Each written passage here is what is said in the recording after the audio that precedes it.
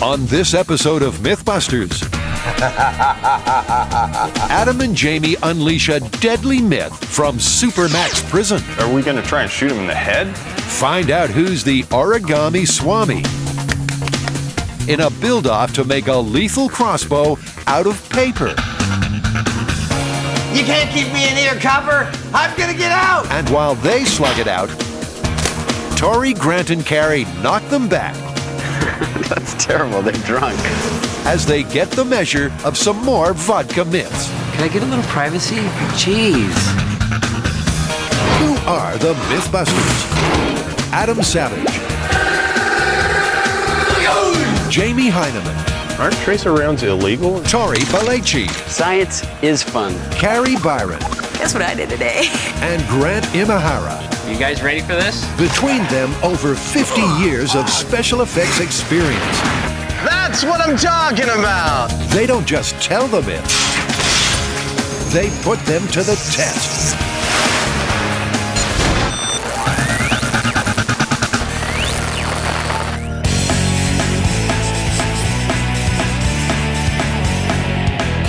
This one straight from the fan site. And I am indebted to the fan site. This is an awesome myth. The story goes that at the federal Supermax prison in Marion, Illinois, an inmate fashioned a crude crossbow using only newspaper, parts of his food tray for the tip, and the elastic from his underpants as a bowstring. And he was able to use this crossbow to shoot and kill a fellow inmate from across a hall. Yeah, I like this myth too. I mean, I've always had a fascination with crossbows. I've had this one since I was a teenager. That's why there are no cats left in the neighborhood. I can just see why, thank you, Father. At any rate, the first thing we need to do is find a list of the kinds of things that inmates actually have access to, because there are limitations, I'm sure. Absolutely. Before they get rocking with this jailhouse myth, they want to see if it's even feasible. So Adam volunteers to spend a day behind the wire at notorious Supermax facility, San Quentin.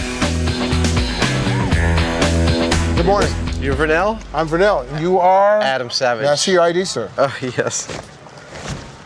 There you go.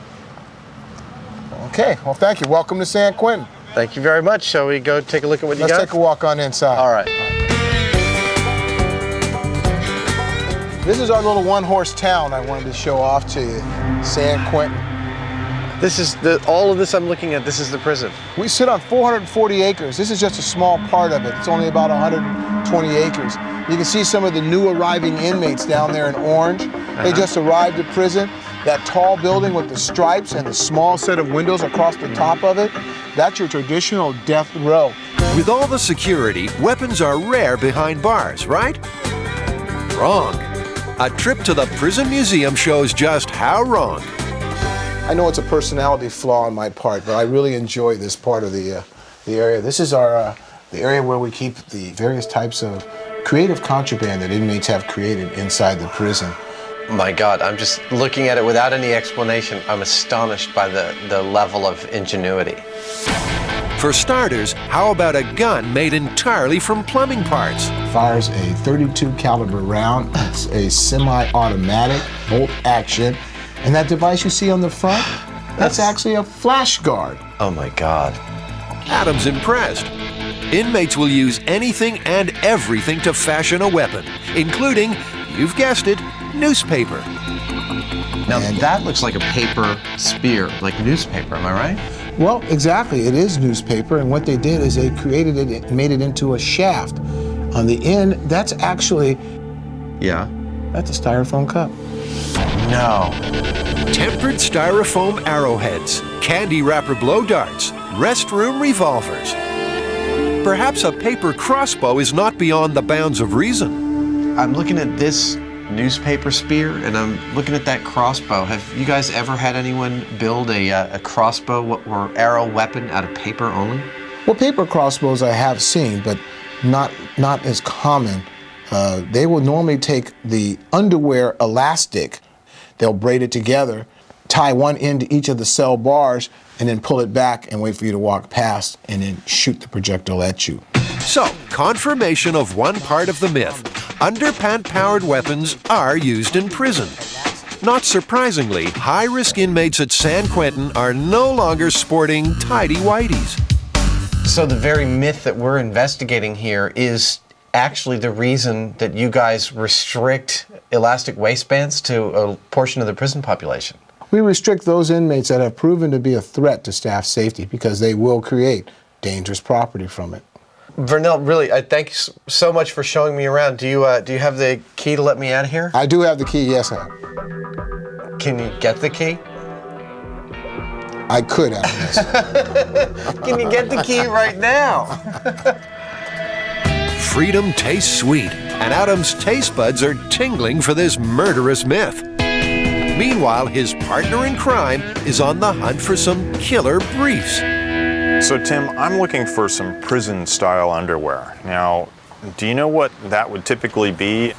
I would think it would be the most basic of basics. No drums, no whistles. So I would think that would be what you're looking for prison. I mean, I have some other styles, but I don't think the government is going to give it to prisoners. While Tim searches out his most austere undies, Jamie rummages among some styles that prisoners can only dream about. Got your camo underwear. Oh, and that's lovely as well. That certainly makes a statement. I'm not sure what exactly, but you think we could call this standard prison issue? Well, you might get locked up for wearing them, but prisoners go plain. Yeah, I don't know how we're going to separate the elastic out of these strips, but I guess if you're in prison, you got lots of time. I would say, and necessity also being the mother of invention. Well, I think we're all set, Tim. There you go, sir. We came here to get some prison-style undies, and that's what we got. Unfortunately, all of the underwear seems to be made of lots of little fine fibers of elastic instead of some big butch strands, which was kind of what I was hoping for. But hey, it'll take a little more time. What are you going to do? Jamie makes tracks back to M5, where he finds that another lethal crossbow component has been delivered. Wow. Prison issue dinner trays. Now, we can only use these for making the tips. The myth is called paper crossbow. You can't build the bulk of it out of this thing. I don't know, it's kind of springy. So they've got the materials for both bowstring and arrowhead. Now for the sticky bit. You know, there's one aspect to this myth that we have yet to deal with, and there's no information on it. It's glue. Yeah, if they had super glue, they could make something equivalent to fiberglass even. Well, I mean, I think in order to maintain the spirit of the home-built crossbow, we really should look at some kind of homebrew glue, something we made with readily available materials. Sure, there's got to be something out there. If the glue doesn't hold, the paper crossbow will fall apart. Add with it the myth. So the guys decide to try out 4 different homemade varieties. There's casein glue, made from milk, vinegar, and baking soda. I haven't really ended up with a glue. It's more of a paste. Then there's glues made from plain flour, Oh, not too much, not too much. white flour, and the hot favorite, gelatin and glycerin. I like this the best. I mean, personally, I think that's the most promising.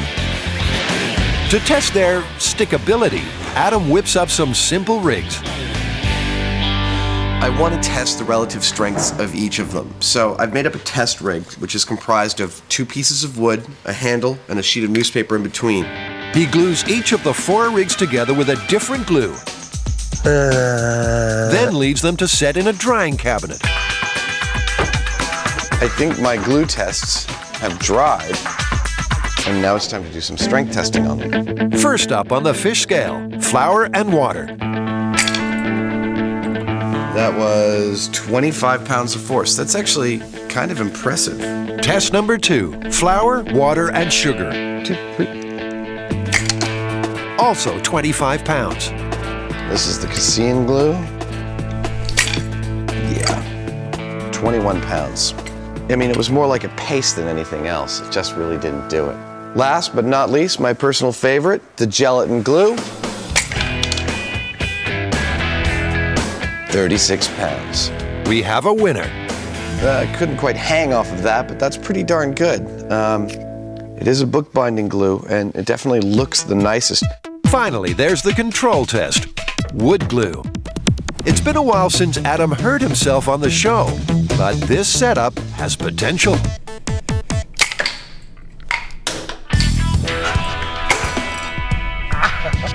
Yep, business as usual. 60 pounds of force across the knuckles is going to sting a little. That hurt. Vodka is an ancient Russian beverage long popular for keeping up the spirits in a hostile climate.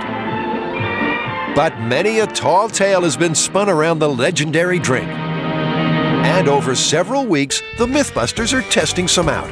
Oh yeah, that's good. Okay. In previous episodes, they proved that vodka can remove even the worst foot odor. And that it's a match for the foulest breath. That burns. Yeah, cinnamony, actually. Now they're testing some more vodka myths. First up, vodka smoke remover. I'm working on a vodka myth. The myth is that you can make a vodka water solution, spray it onto your clothes that smell like smoke, and it should take the smoky smell out. Anybody who has dated a smoker or knows a smoker knows that their clothes really smell bad. So this might be a really nice cure for them. Down the years, washing powders have promised more than just clean clothes. They've promised a kind of heaven on earth. That's the promise. What a wonderful sight when you're... But can vodka work miracles with smoke-infested laundry? Carrie's going to try and get more from her wash with a splash of the hard stuff. One of the links in this, though, is that you're supposed to spray the vodka mixture and then launder your clothes. I kind of think that washing your clothes would get that smell out anyway, but maybe this will get it out better. To kick things off, Carrie creates an automated smoking machine. I'm going to use a little siphon and make a little airtight tube, drill some holes, put some cigarettes in it. You live in California, so they don't honey, smoke they it. still smoke in California. You just have to go into the secret back rooms. Not that I know where any of the secret rooms are in the bars. Speakeasies may be making a comeback, but Carrie's got the makings of her own smoke-filled room. This is an airtight box that Tori built for another myth. We were doing a little experiment with explosive decompression. It's just big enough to hang 2 sweatshirts inside, get them saturated with smoke so that we have something to test. Sounds like a plan. In go the shirts, followed by Carrie and a lighter.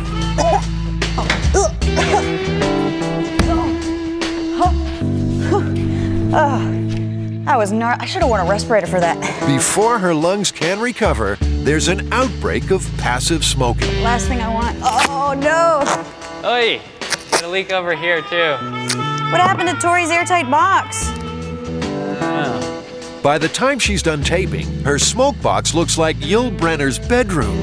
Oh, they're almost down to the filter. I can still see some little red glowing lights right there. I can barely see anything. Smell like bingo night, some French foreign cinema kind of old lady bar. And according to the myth, vodka's just the job to remove that stubborn smell. 2 days later, and the shirts are ripe for the picking. They both smell like ashtrays. I'm gonna take them to the laundromat quickly. God, that is horrible. Okay, there we go. That would be 1 part vodka to 3 parts water. Just one jacket will be sprayed with a vodka spritzer. The other will be the control. Oh, that's horrible. Well, it's just smoky. It's like you had, spent the night in a bar. Yeah, that reeks. Spent the night on the floor of a bar. A quick product test, and it's wash time. Okay, the vodka's going to be on the end. And this one, the smoky, will be to the left. And now it's a waiting game. So here's a few tips on how to pass the time while the soap suds do their thing. No, we're just working. We're gonna be here.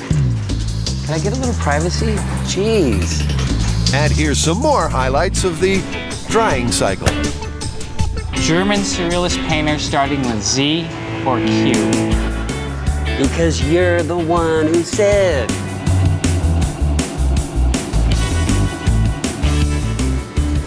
Is it done yet? Done. Guys, look, it's done. Done with a capital E. Yay! Okay, you know what I'd like to do for this one? I'd like to do a blind smell test. So I'll have you turn around, Okay. and then Tori and I will That's switch a good room. idea. All right. Grant is well established as the MythBusters olfactory expert. This one has a slightly oaky smell. Yeah. Shirt sniff number 2, and what's the verdict? So this is the better smelling one, right? Yep. And it's the one that we sprayed vodka on. Oh, hey. Dun dun dun! Now, not that much better smelling, I want to say. But They a are little better. A little better. The MythBusters are investigating the myth that an inmate at a Supermax prison was shot and killed by a paper crossbow when some intriguing footage arrives. Check this out, Jamie. An official within the California prison system sent me this video of an inmate in the prison constructing and firing a crossbow-like weapon. Check this out. The video was shot at Pelican Bay Prison in Northern California, where modern cells are designed for maximum safety. Even so, some inmates find ways to hurt staff or each other. Here, an inmate shows how he constructed a sophisticated crossbow-type weapon from materials the state is required to give him. Elastic from underwear, a barrel and darts from writing paper rolled tightly, a plastic spoon sharpened as a lethal point. The weapon is engineered to fit through the door, making staff or other inmates a target. That's nasty. I think that the very first step is just to try and replicate that thing. It's a tantalizing glimpse of a paper weapon in action. But is it a crossbow? There's only one way to find out. To stay true to the myth, Adam uses the homemade bookbinding glue, and the bowstring comes courtesy of their state-issue underwear, which is disappointingly low on power. Yeah, it doesn't look anything like what it does in the video. I think it's because the fabric is really dampening it. Yeah. Jamie thinks that separating the rubber from the fabric will give more power. I just have a hard time believing an inmate could pull all the rubber out of this sort of thing. I don't have any problem with that at all. I mean, it's just a matter of time. And patience, of which Adam has precious little. Just a comment. So while Jamie does the painstaking stuff, he bolts to make an arrow from plastic cutlery. Where I'm using the sander, just picture someone rubbing it on the windowsill for a few hours.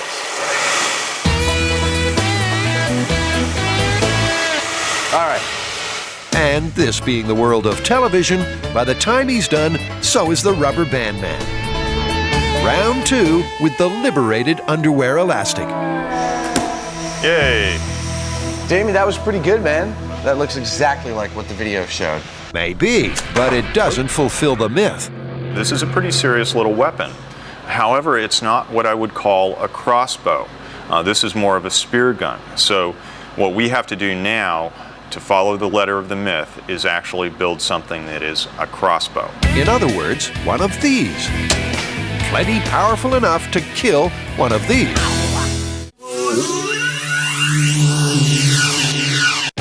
In the myth of the paper crossbow, Adam and Jamie are at Archery Only in Newark. They want to know more about what exactly they're going to be building a paper version of. The main difference between a crossbow and a regular bow is that on a regular bow, the archer or the shooter is actually going to pull it all the way back to full draw and hang on to the weight physically. On a crossbow, you physically cock the mechanism back, and you can actually walk around with the weapon cocked and locked and ready to shoot, almost like a firearm. Pretty good. Have you heard the myth of a prison convict making a paper crossbow out of newspaper and shooting and killing another inmate with it? I have not, no. Do you think something like that would be possible? I believe it is possible, but pretty unlikely. Well, they call it a paper crossbow, so I think I'd like to do some tests and see how accurate and how much force this thing can apply.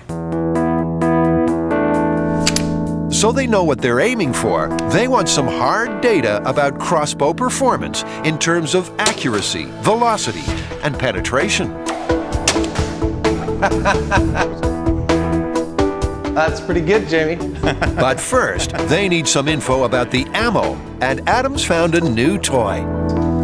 There's always the question of what I'm going to get for my toolbox before I leave. And this is it today. A scale. That is sexy. I am measuring the weight of crossbow bolts. If you know the weight and velocity of a missile, you can work out its kinetic energy. One of the measurements for assessing a weapon's killing capacity. And it's 28 grams. Now for the velocity. Jamie fires off some bolts through a chronograph, which clocks their speed in feet per second. That was 259 on that first shot. 259? 259. So, Jamie, your average on those 3 shots was 251 feet per second. That gives a kinetic energy of 61 foot-pounds, enough to bring down a black bear, let alone an inmate. Rest 251. Are you ready for some penetration, Heine? To find the most lethal arrowhead, they'll fire a variety at a block of ballistics wax from a distance of 15 feet. About the width of the prison corridor in the paper crossbow myth. For starters, they'll use a standard arrowhead. All right, let's bring the tape measure over. So, with the target tip, it penetrated 6 inches. Yeah. 6 inches of penetration. Not bad. Next, they try a 4-bladed razor tip used for hunting. This one went 6.5 inches. Next, a cut-on-contact broadhead. All right. It's a traditional hunting tip, as old as the Stone Age. Oh, that went a lot farther, man. So about 8 inches. About 8 inches. That's good, because that's the easiest one for us to make. With a plastic food tray. So, what's the verdict? Just thinking this one through from a mechanical standpoint, I'd be totally pleased with 2 inches of penetration. Generally, I prefer a little bit more. There's no way a paper crossbow will achieve this much penetration. So, to be lethal, it may have to be deadly accurate. The final test, just how sharp can a crossbow shoot? So, Jamie, the key is just tight grouping. Okay. From 15 feet, the distance specified in the myth, this should be a walk in the park. Yeah, look at that. Nicely done. Wow. Ain't gonna get much closer than that. No, I don't think you are. 3 bolts, 1 hole, not bad. So, what do we know? We know a crossbow can produce 61 foot-pounds of kinetic energy. Enough to bury a hunting tip 8 inches into the eye of a deer from 15 feet. A real crossbow is lethal, so the question is, how lethal can we make one out of paper? The pen may be mightier than the sword, but could paper really be a match for a crossbow?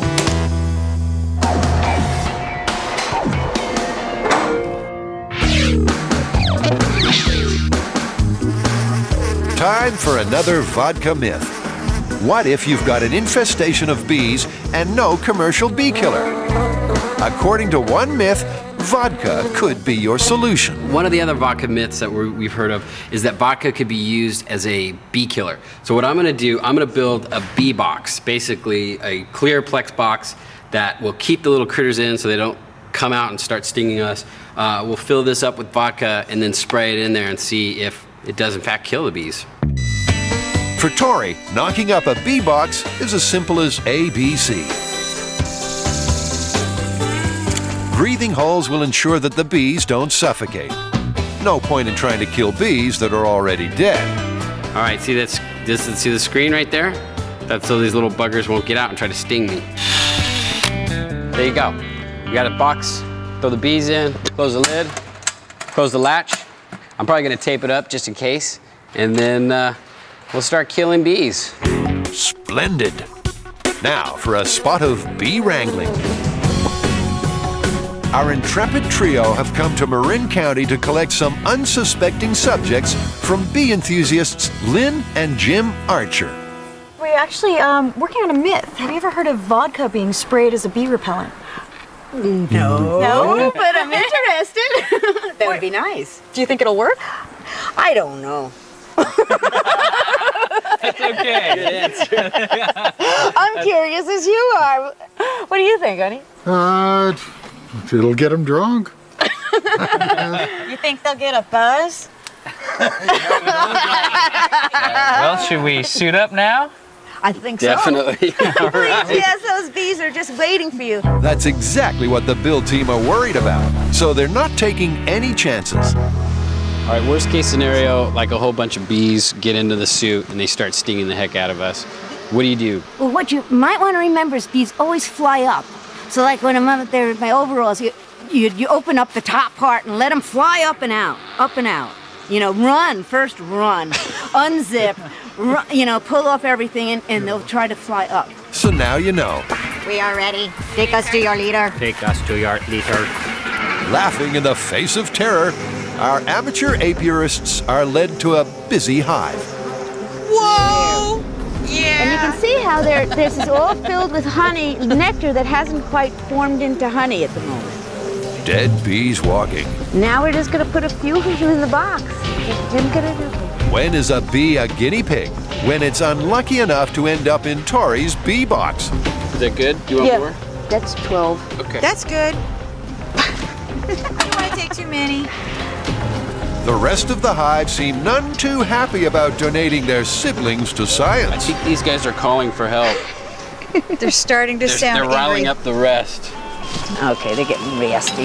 You can start hearing the difference when they get a little upset. Yeah, I hear them getting excited. They're upset. Yeah, they're sounding pretty pissed Okay. off.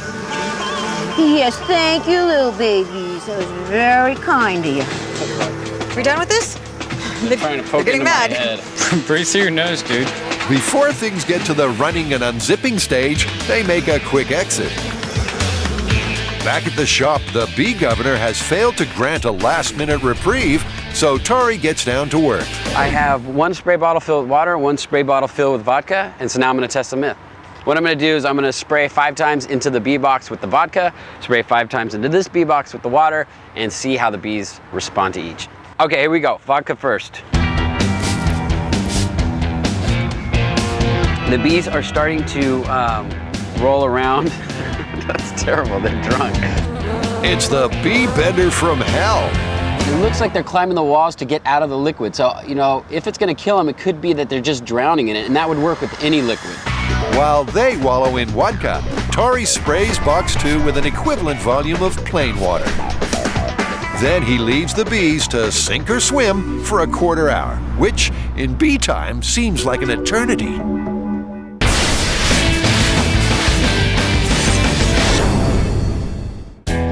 In the myth of the paper crossbow, Adam and Jamie have researched contraband prison weapons. No. Constructed a replica of a paper spear gun and performance tested a real crossbow. Now, they're ready for a MythBusters build-off. I know you don't like the competition thing, but we're going to do a build-off here, and we're going to each build our own crossbow using only newspaper, underwear elastic, plastic food tray, and homemade glue. And then we're going to test them and see who's made the most potentially lethal and accurate paper crossbow. Well, you know the first thing I'm going to do. Cheat. Yeah. Here's the news. With just 2 days to make their deadly weapons, they've got a tool shop amnesty. We can use any tools we want. We're not scraping this against the jail bars or anything. We're assuming there's enough time to shape and cut pretty much anything. The homemade glue is brewed and it's on your marks. Are you ready? I promise not to look around the barrier. You're welcome to look at them. It'll be fine. I know I'll be looking. All right, here we go. Adam and Jamie rarely use paper as a building material in special effects. So it's a case of trial and error. Normally when I build a project, I have a pretty good idea of the largest mechanical problem I've got to solve. But this one, I'm completely making up as I go along. I have no idea from 1 minute to the next what the structure is going to do or be. No idea. In its early stages, this build is basically origami, which is like watching paint dry. So let's cover the first few hours with a music montage.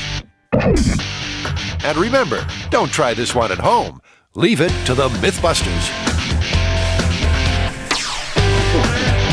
Okay, that should do it. Let's check on progress. So I've gone with a classic approach. It's very much the shape of a crossbow. I'm hoping that works. It could all just crush the moment I start. Jamie's design is slightly more complex. What I've decided to do is make a couple of things that are basically the same shape, and they pivot on a central axis point. Their main problem is that newspaper has zero tensile strength.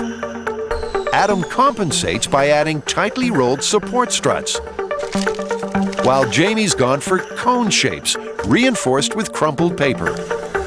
It's sort of like a honeycomb aluminum made out of paper.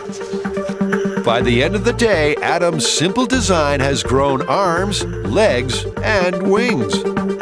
I call this the Red Baron. And he thinks it's pretty fly.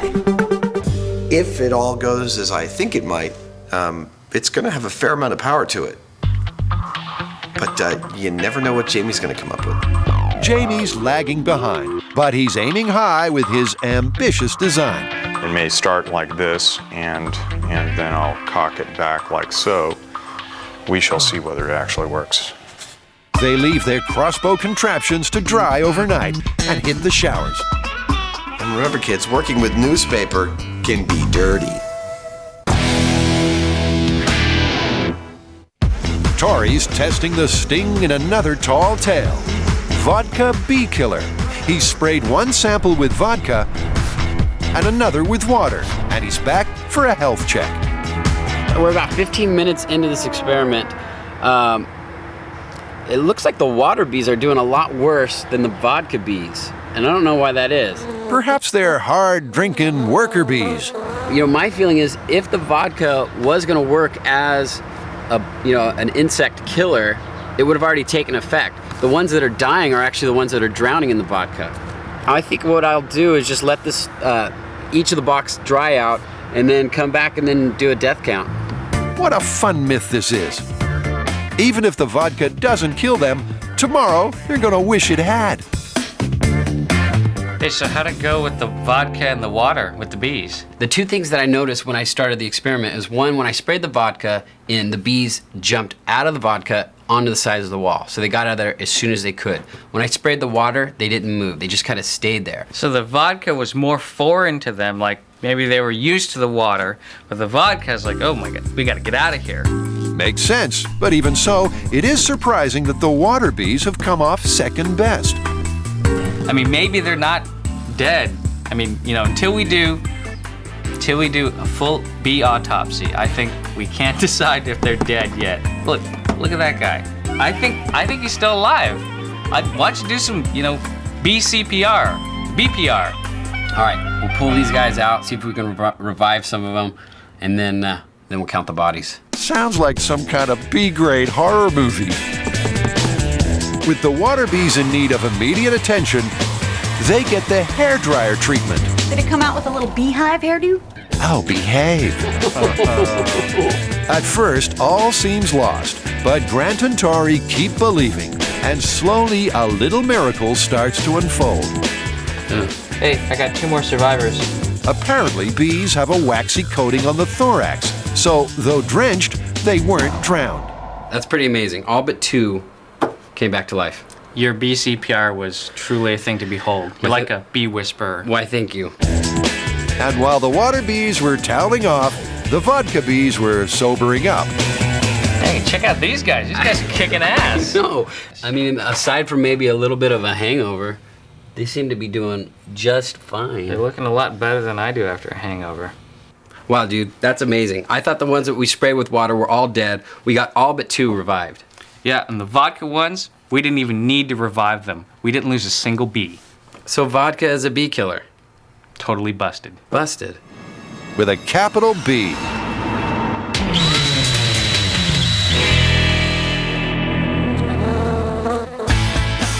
It's day 2 in the paper crossbow build-off, and the MythBusters are up bright and early to see how their creations have fared overnight. Adam's raring to go. I'm psyched. I don't think I should have any problem being ready for a test fire soon. Either Jamie's playing the tortoise to Adam's hare, or he's just playing slow. Either way, he's talking a good race. These things have had time to dry overnight, and they seem pretty strong. They've got good compressive strength. Strength-wise, first rate. But Jamie's having second thoughts about his ambitious design. The main thing that I'm worried about at this point is the mechanical complexity of this, because there's every possibility that these things are going to tend to want to go every which way but where I want them to go. While Jamie struggles on, Adam shoots ahead. He braids his bowstring from the underwear elastic, then moves on to the bolt construction stage. I don't expect my newspaper shaft to do any of the penetration. I think that all the penetration is going to be done by this, my impossibly long lunge tray killer. Are you ready, Jamie? Put simply, no, he's not. This thing's turning out to be a little bit unstable. I'm not really sure what to do about it. So basically, I don't have anything to say about it. I'm trying to fuss with it. While Jamie's in a flap, Adam's flying. With time to spare, he uses the remains of his dinner tray to add a bona fide firing mechanism.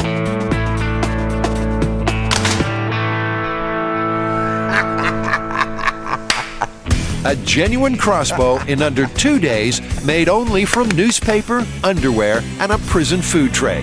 No wonder he's pleased. I can't wait to shoot this thing. Meanwhile, Jamie's been forced into a retreat, and he's locked down all moving parts. With time running out, he adds support struts to strengthen his now rigid 4-cone structure. I'm just having one last go at it to see whether I can't optimize the performance of it and reduce the likelihood of some kind of general collapse. I'm pretty sure at a certain point this whole thing's just going to be a wad of paper.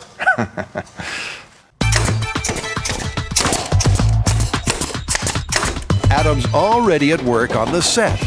It is the perfect prison color. I call this lockdown green. One prison door. You can't keep me in here, copper. I'm gonna get out. With only minutes remaining, Jamie fashions a plastic bolt and attaches the bowstring. Well, time to walk away. According to the myth, the paper crossbow killer unleashed his deadly missile from behind his cell door. 15 feet away, it struck and killed its target, played by inmate Imahara. All right, well, where are we supposed to, are we going to try and shoot him in the head? Yeah, I mean, I think if you're gonna try and hurt somebody, shooting him in the face. No sooner said than done. For a control, Adam fires off a headshot from a regular crossbow. 3, 2, 1. Nice shot. I shot Grant in the face.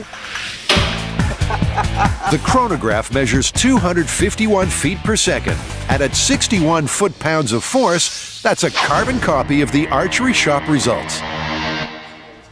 I got it right in his left nostril.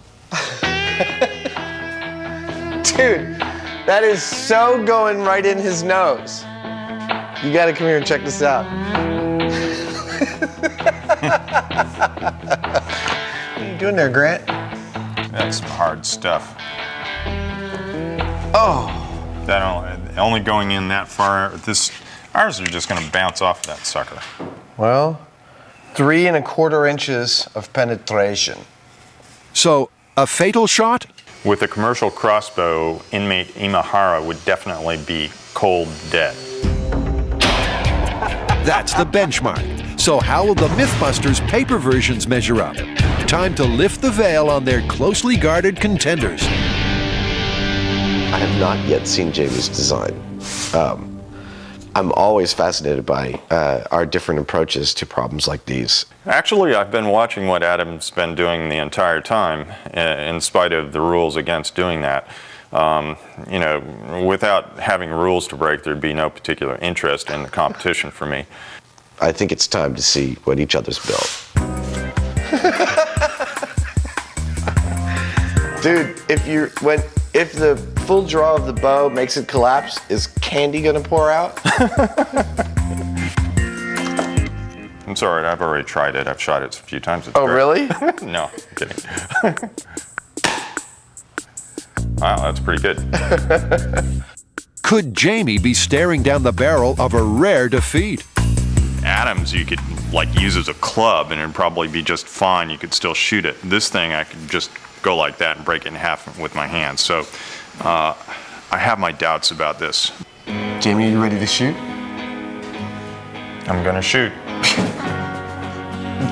Don't sound so thrilled about it. You'll freak people out. Strictly speaking, a prison assassin would have just one shot. Jamie takes dead aim through his cell door's dinner hatch. Are you ready on high speed? Ready. Ready. All right. Seems to be holding up. Okay. When you're ready, Jamie. 60. 60. Well, that ain't half bad, really. No. A real crossbow was what, 250? Yeah, 60 feet per second. Arrows flying nice and straight. Watch it hit the target. Whoa. Yeah. The bolt bounced off inmate Imahara's head before hitting the target behind. It's an unexpectedly impressive result. A bolt from the blue, you might say. I was actually pretty pleased with the first shot on this thing. I think it did considerably better than the one that we saw that the prisoners had made. So far, so good. I think we can get a little bit more speed out of it, and I think it's actually kind of deadly if you hit somebody in exactly the right spot.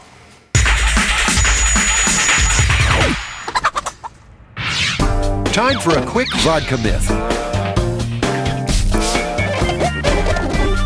To help keep my family's bathroom fresh, I fight bowl stains and odors with Dependo Automatic Toilet Bowl Cleaner. Can you pass me a towel? Thanks. Tori's found himself in a nasty mess. You get a shot of that floor. What the hell is that? And yes, it's his job to clean it. What did you do today? I cleaned the producer's bathroom. That's what I did. You've guessed it. It's vodka versus a commercial cleaning agent. Tori divides the bath in two. First up, the vodka and some elbow grease. Then the commercial cleaner.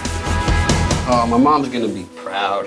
Job done. So, what's the verdict? You know, to say one is better than the other, I would have to say the commercial brand is better. However, if all you had was vodka to clean your bathroom, I think you'd be all right. Jamie's paper crossbow has confounded the critics. His very first shot struck inmate Imahara at 60 feet per second. People were giving me a hard time saying, you know, wow, is candy gonna fall out of that thing? It looks like a piñata. But it has actually held up. With a little bit more practice, maybe a little refinement on the device, it could quite possibly do some serious damage to somebody. Happy days. Jamie tightens his bow and loads another bolt. Good. Let's go again. 68 feet per second. Okay. It hit his head. It looked like it hit just to the left of his right eye. It still went sideways. Okay, I think this is done. You can see the crinkle starting to form here. We actually got quite a few shots out of it though, and close to 70 feet a second, is it? That's not half bad. Jamie's crossbow has shot its bolt. So, what's the verdict? While I can't say that this particular device is lethal based on what I've seen today, I can tell you that I would not want to get hit in the eye with one of these things, and if I did, I might die.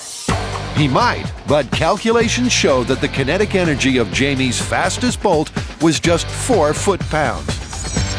compared to 60 foot-pounds for a real crossbow. Time for a scientific timeout.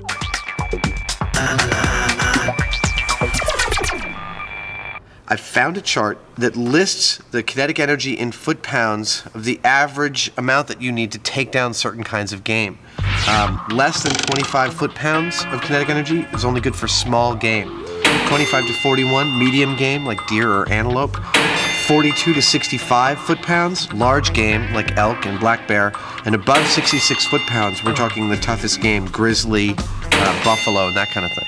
Well, I would say that a human would qualify as medium game, actually, because, a full-size deer can weigh as much or more than a human. So, according to the official numbers, Jamie's paper crossbow could only bring down small game, notwithstanding a 1 in a million right in the eye shot. Over to Adam, our second would-be assassin. All right, I am ready to fire my crossbow, which I have nicknamed the Dreamcatcher. Dreamcatcher sounds about right. For this myth to be plausible, Adam must combine more power with deadly accuracy. And he must do it with his very first shot. All right, Grant. Going for the neck. In 3, 2, 1. Yay! Good shot. Woo! 85 feet per second, baby. Yay! It hit him right in the neck, man. Oh, man, look at that. Right in the jugular. That's a full inch of penetration there. Yeah, and if anything, this is more dense than a human as far as I'm concerned. Good shot, good aim, and it actually went in quite deeply. I'm totally psyched. That was awesome. I think if I were going to try and hit somebody that would, in a place that would kill them, that'd be one choice. Yeah, right in the jugular would be near the top of your list. It's an amazing result. But how about the kinetic energy? Was it enough to be a killer bolt? I also come out with a total amount of foot-pounds expended by the projectile of 7.5, which is pretty much, by what I've been reading, good for small game. Not necessarily good for bringing down a full-size human. Yeah, but you hit that guy right in the jugular, and, that's enough to kill somebody. It went in a solid inch. Oh, yeah. Small game, weapon or not, if you hit somebody like that, they're gone. There we go. In the interests of science and shooting stuff, 91. Adam pushes his paper crossbow to the limit. What did I hit? Shot the apple box. All right, going again. Yeah, I think we've exhausted all of the power of this thing, but I got up to 91. In the end, like Jamie, he could never quite match the high of that very first hit. Woo! I think it's notable that both his and my crossbows performed much better on their first and second shots than they did ever again. That's a real key part of this myth. Making a paper crossbow, it's a one-shot deal. I mean, maybe you can hide this somewhere, but as soon as you shoot it, they're gonna know you have it. So you better get it right on the first shot. Which is exactly what he did, making Adam the undisputed paper crossbow champion. Adam, what do you think we should call this one? I mean, we can't call it confirmed because we couldn't find a single case where somebody had actually been killed by a paper crossbow. We couldn't even turn up one where someone had been seriously injured by a paper crossbow. I'm actually super impressed with the amount of power we got out of these on our first attempt at it. I mean, 7.5 foot-pounds. Granted, that's far under the 25 foot-pounds that was recommended for bringing down medium-sized game, but still, my shot at inmate Imahara's throat, I think would have brought him down. I'm really leaning towards plausible. Yeah, that was a lucky shot. I guess, accuracy is the key here, and you get a small, sharp object going pretty quick. It's plausible. Yeah, I think it's plausible. Unlikely.